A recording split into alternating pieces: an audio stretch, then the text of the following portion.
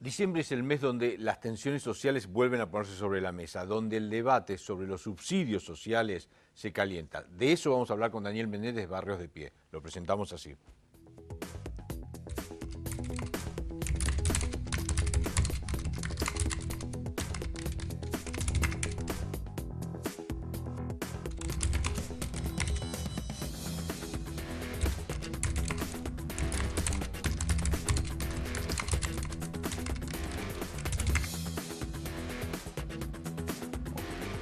Hola Daniel, buenas noches, ¿cómo va? ¿Cómo están? Un gusto. Gracias por venir.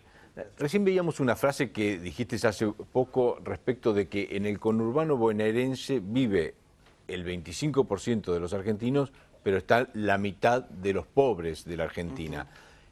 Quizás ese sea el fondo de la cuestión y podríamos arrancar por ahí. El fondo de la cuestión de, bueno, tenemos un grado de pobreza y una concentración de la pobreza que lleva a que estos reclamos sean muy visibles aquí en la Ciudad de Buenos Aires. Sí, bueno, es un problema, ¿no?, estructural del país, ¿no? Hay una gran concentración de migrantes de todas las provincias, incluso de países limítrofes que vienen bajo el lema, ¿no?, de que Dios está en todos lados pero atiende en Buenos Aires. Ha llevado a esta concentración enorme, esta falta de planificación de país que tenemos. Pero bueno, estamos con lo urgente, ¿no? Y la verdad que bueno, ya tenemos un problema estructural de concentración allí, de una pobreza importante, el 30% de la población, que en el Gran Buenos Aires es significativo, y que bueno, lamentablemente después de muchos años de crecimiento durante el kirchnerismo no se encontró un desarrollo que pueda resolver por lo menos digamos, datos estructurales del problema, y hoy con estos 2 años de gobierno, bueno, con algunas medidas de reajuste económico de algunas variables, han empeorado la situación, ¿no? ¿Y han tenido alguna reunión con el gobierno justamente para planificar, sobre todo con el gobierno bonaerense, cómo se puede salir de esa pobreza estructural?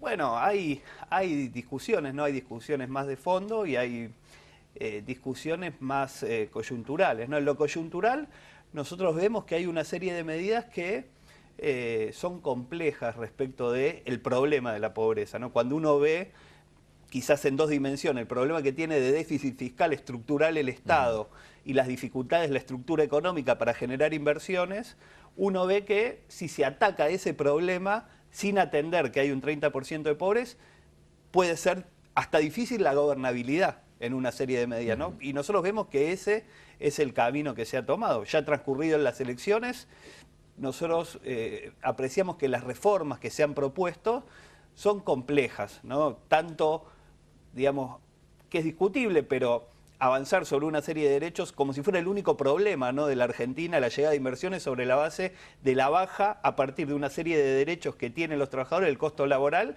y ni hablar la reforma previsional, que es directamente meterle la mano en el bolsillo a los jubilados, que ganan 7.000 pesos por mes. No es que estamos hablando de una jubilación importante. Todos tenemos algún abuelo en la familia que hay que ayudar porque si no, no puede tener una vida digna, y creemos que esas reformas evidentemente no terminan más que de empeorar la situación, por lo menos en lo inmediato. En el futuro habrá que ver si eso resuelve algo. Nosotros creemos que francamente no.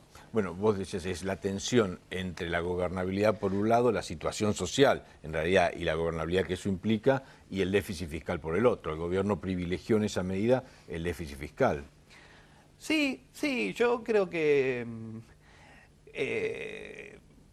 bueno, como pasa, la verdad, en los últimos años siempre ha sido así, ¿no? Termina el año electoral y se vienen las malas noticias, ¿no? Pasó hasta con Kicillof, con la devaluación del 14, que eso disparó también los precios, y la verdad que ahora pasa de manera más brutal, ¿no? Nosotros creemos, porque tenemos muchos jubilados que lo vemos en el barrio y que necesitan de una atención mucho más fuerte.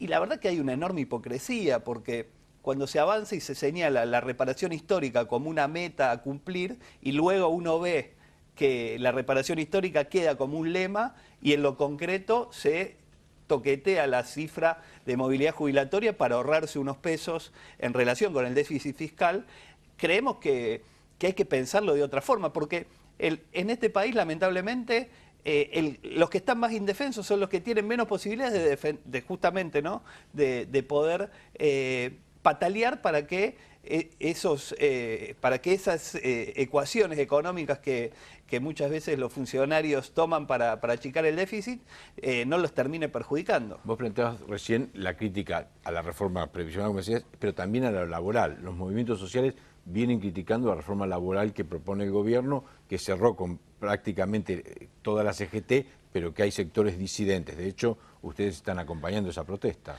Sí, nosotros entendemos que, primero que hay una mirada de lo laboral tendiente a bajar el costo exclusivamente, achicando beneficios de los trabajadores, como la indemnización o convenios por sector que tienden a retocar determinadas conquistas puntuales, como en Vaca Muerta o en otros lugares, pensando que así se resuelve la llegada de inversiones, y uno ve que, ¿no?, el gobierno hace los deberes, va a hablar con los supuestos inversores y le piden más, ¿no? Entonces le corren el arco permanentemente.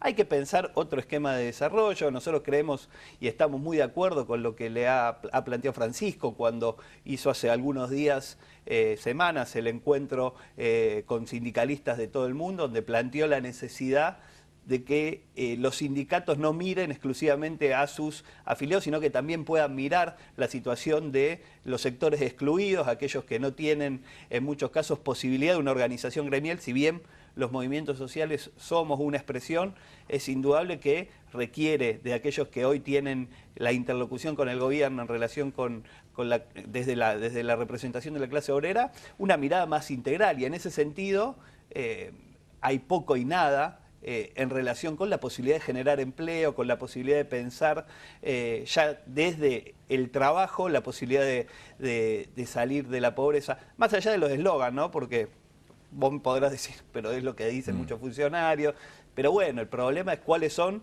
el camino ¿no?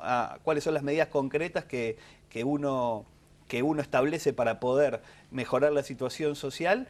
Y hay poco, más que mantener la asistencia, y nosotros ya hemos dicho que los planes sociales han fracasado como elemento para construir un desarrollo, ¿no? Puede servir para subsistir, pero el problema es que no podemos condenar un tercio de nuestra sociedad a que subsista y a que no se plantee una mirada de progreso, de mejora, de construir sueños, de darle herramientas para eso.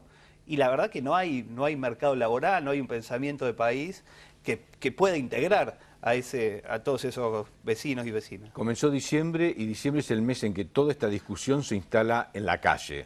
¿Cómo ves la situación? Tuvimos ayer al Polo Obrero en la 9 de julio, mañana creo que todas las organizaciones sociales están saliendo otra vez a cortar calles en el centro de la ciudad. ¿Cómo ves la perspectiva de acá hacia adelante?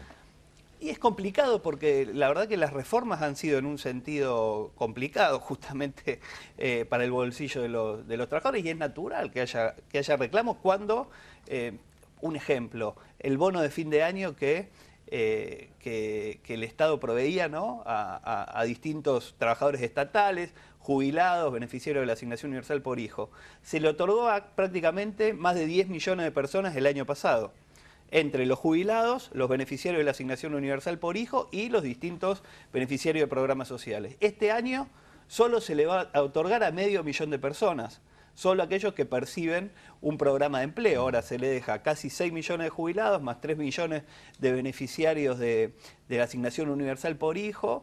Es decir, son medidas que van retaseando digamos, pero concretamente, ingresos. ¿qué sería lo que están reclamando, ¿no?, para culminar el año, quizás con alguna recomposición por ejemplo, económica? nosotros ¿Qué es creemos lo que reclaman?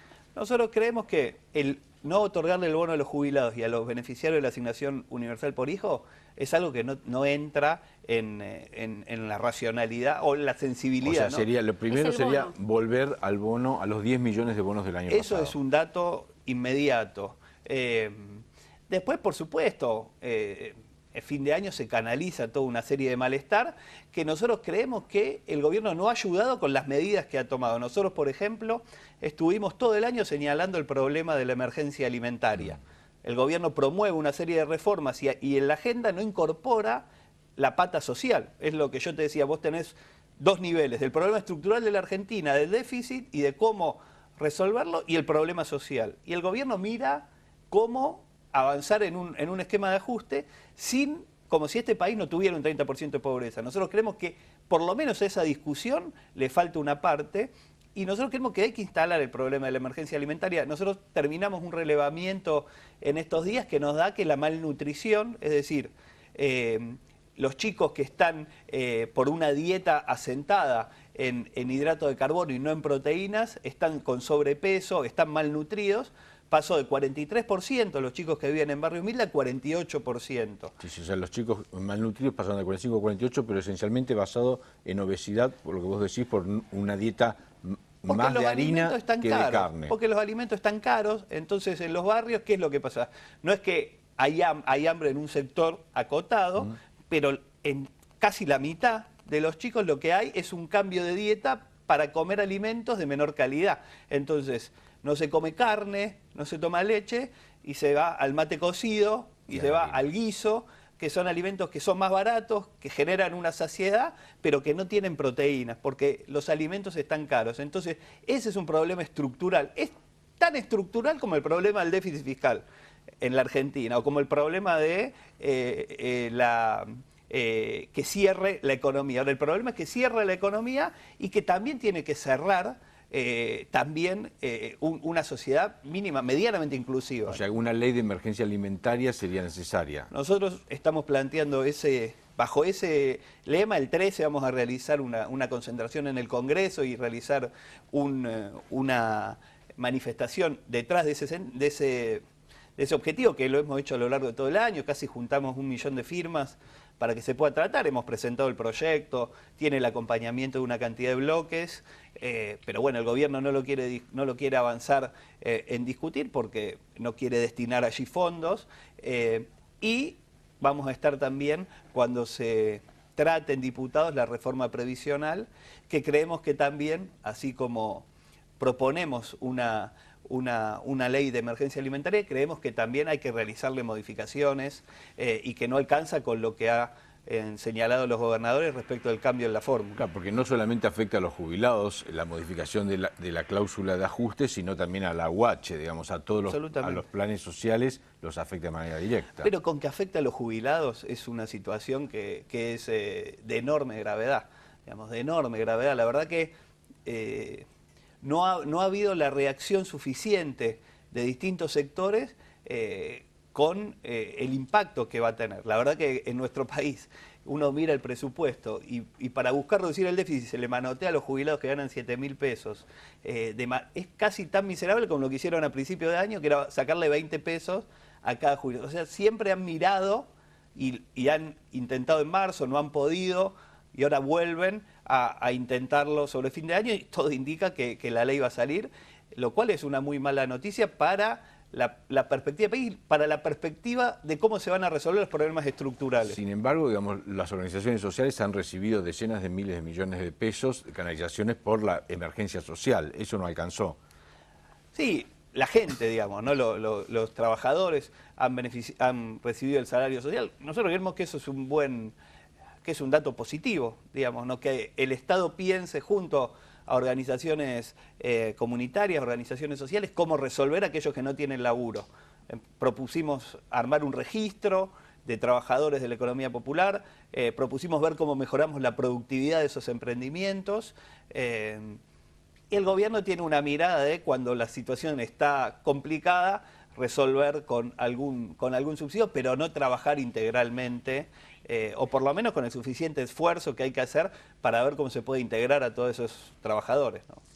Y entonces, con ese escenario, ¿vos prevés un diciembre que arrancó con un corte de la 9 de julio igual o más tenso, con más cortes casi prolijos como el de Polo Obrero ayer, que dejaba pasar el Metrobús, que dejaba la calle Lima abierta? O sea, ¿cómo ves la perspectiva del reclamo y la relación del reclamo con el resto de los argentinos que están circulando por la calle? Mirá, como todas estas cosas, hay un malestar que se puede canalizar de forma organizada, y hay un malestar que a veces se expresa de forma por otros canales, ¿no? Nosotros creemos que la situación es grave, es lo que le venimos trasladando al gobierno. Creemos que el gobierno, aparte de, digamos, de no canalizar de forma integral los problemas, ha enrarecido el clima a través de la fuerza de seguridad, lo que ha pasado con el conflicto mapuche y el asesinato del chiquito de Rafael, y no solo el asesinato, sino el otorgamiento de impunidad a la fuerza de seguridad de los más altos funcionarios, es decir, no se va a investigar, lo que dice la fuerza de seguridad es cierto, como si en nuestro país la fuerza de seguridad no hubieran construido relatos para apañar muchos casos, mal desempeño o desempeño cuanto menos irregular, sobre todo cuando hay una vida en juego, no es que hay ni siquiera un problema de corrupción, han matado a una persona y no se investiga, ¿no? Entonces la señal, en términos de cómo resolver los conflictos, es compleja, y en ese sentido nosotros vemos que el escenario es complicado, que las medidas van para un sector y que no resuelven las demandas que se generan, y nosotros vamos a procurar que ese malestar se canalice a través del diálogo, de las mesas que se puedan construir para a través del consenso poder articular respuestas. Pero uno no puede, o sea, si uno ve la realidad, ve el accionar del gobierno, ve el deterioro social que existe, la situación es complicada. Muchas gracias por este diálogo, Daniel. Seguimos con la letra chica.